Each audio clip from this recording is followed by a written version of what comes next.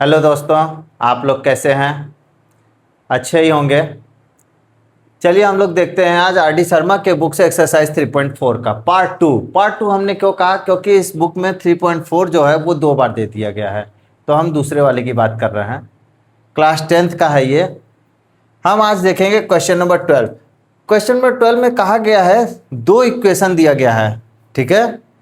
इन दोनों इक्वेशनों को हमें सॉल्व करके सी की ऐसी वैल्यू फाइंड आउट करनी है जिससे कि इन दोनों का सॉल्यूशन कैसा हो जाए, इनफाइनाइटली मेनी सॉल्यूशन। क्लियर है? सॉल्यूशन पे हमने बहुत बार चर्चा की है, हम थोड़ा सा और देख लेते हैं एक्चुअल में सॉल्यूशन होता क्या है। सॉल्यूशन 3 प्रकार का होता है: यूनिक सॉल्यूशन,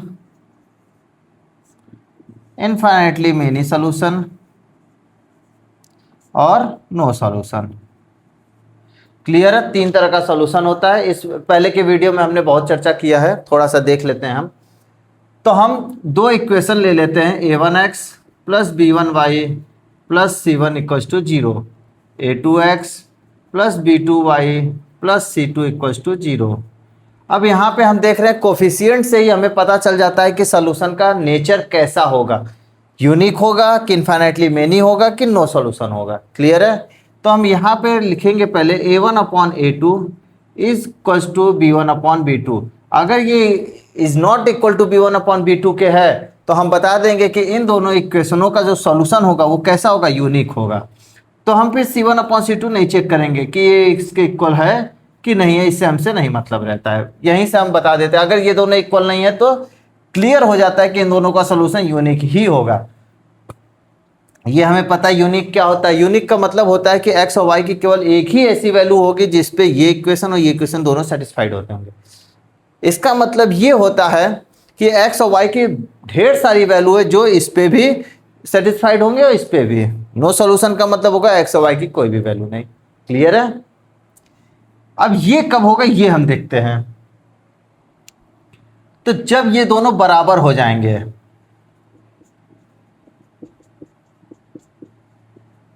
क्लियर है, तब या तो ये केस होगा या तो ये केस होगा। ये बराबर नहीं है तो केवल यही केस। अगर ये बराबर हो गया तो या तो ये होगा या तो ये, या तो इनफाइनाइटली मेनी सॉल्यूशन हो गया तो नो सॉल्यूशन। तो हम c1/c2 से चेक करते हैं। अगर c1/c2 के बराबर है या c1/c2 के बराबर नहीं है, 2 ही कंडीशन हो सकता है।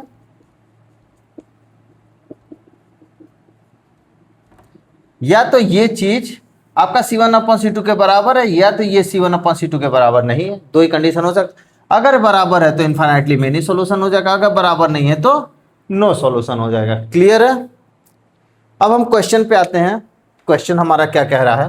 क्वेश्चन हमारा इनफाइनाइटली मेनी सॉल्यूशन की बात कर रहा है, इसकी बात कर रहा है। तो हम ये देखेंगे,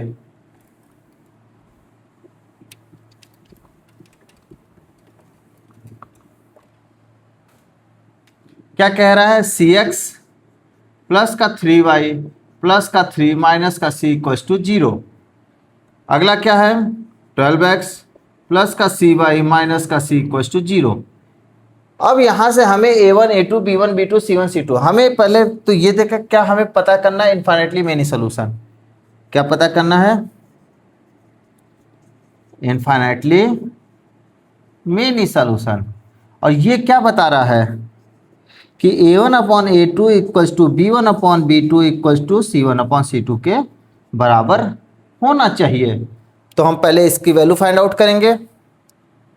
cx प्लस 3y प्लस का 3 माइनस का c इक्वल्स टू 0, हम इसको लेकर चल रहे हैं पहले। तो इससे यहाँ से पहले इसको किससे टैली कराएंगे, a1x plus b1y plus c1 equals to 0। तो x का कोफिशिएंट a1, c का x का कोफिशिएंट c। तो a1 की value, very good, c, b1 की वैल्यू 3 और c1 की वैल्यू 3 माइनस c। क्लियर है? a1 b1 c1 की वैल्यू कैसे फाइंड आउट किए, समझ में आया? इसी तरह से हम फाइंड आउट करेंगे a2 b2 और c2 की वैल्यू, किसमें से, 12x plus cy minus c equals to 0 में, plus cy minus c equals to 0 में। इसको हम किससे टैली कराएंगे, a2x plus b2y plus c2 equals to 0 से।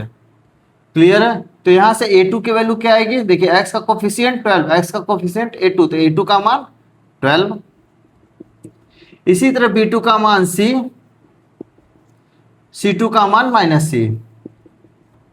हमें दिख गया A1 B1 C1 A2, A1 B1 C1 A2 B2 C2 क्या है। अब हम यहां रखते हैं A1 upon A2 C upon 12, B1 upon B2 3 upon C, 3 upon minus C upon में minus C, C1 upon C2। Clear. अब हम देखेंगे इन दोनों को सॉल्व करेंगे, जो C का मान आएगा, फिर हम इधर भी सॉल्व करेंगे, जो C का मान आएगा हम वही लेंगे। बात समझ में आ रहा है। ऐसा नहीं है कि यहाँ से C का मान कुछ निकल के आ गया तो हम इसको सॉल्व ही नहीं करेंगे, देखेंगे दोनों में जो कॉमन होगा। मान लीजिए यहाँ से C का मान 1 और 2 निकल के आया और यहाँ से 2 और 3 निकल के आया, तो देख रहे हैं 1 यहाँ क्यों सेटिस्फाइड हो रहा है, यहाँ नहीं, और 3 यहाँ हो रहा है, यहाँ नहीं, और 2 दोनों जगह हो रहा है, तो हम 2 ले लेंगे। क्लियर हो रहा है। तो हमें दोनों सॉल्व करना पड़ेगा।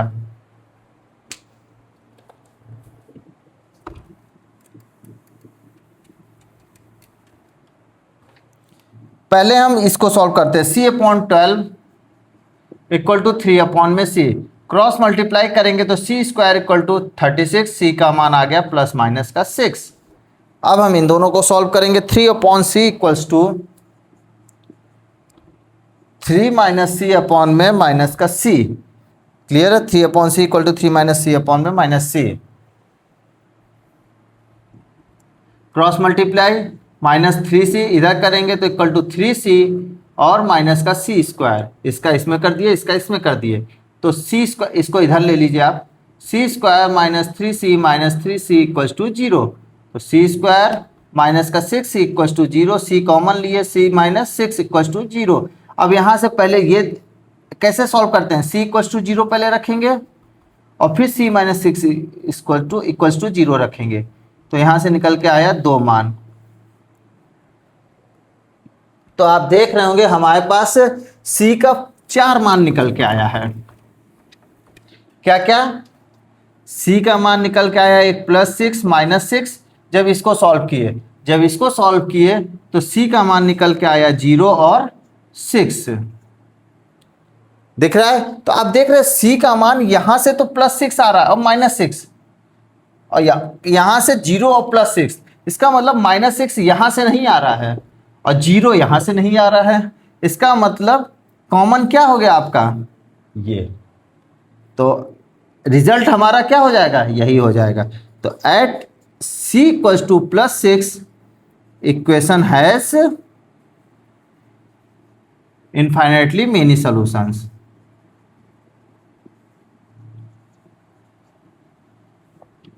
क्लियर है। आई होप आप लोग को बहुत अच्छे से समझ में आया होगा। Thank you guys.